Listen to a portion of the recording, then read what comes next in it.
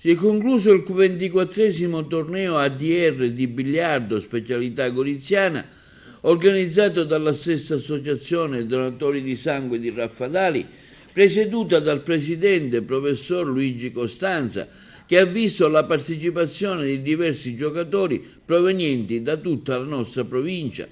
La vittoria finale per la prima categoria è andata all'Empedoclino di Dio, che in finale ha battuto per 2-1 De Francesco, mentre nella seconda categoria il primo premio è stato assegnato a Calogero Nocera.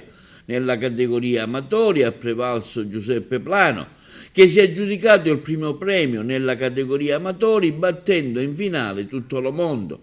La partecipazione del pubblico è stata numerosa. Il torneo aveva lo scopo di sensibilizzare i presenti e i partecipanti tutti a compiere la donazione del sangue già sin nelle prime mattinate. Presso la sede dell'ADR di Raffadali è stata effettuata una raccolta di sangue per i bambini talassemici.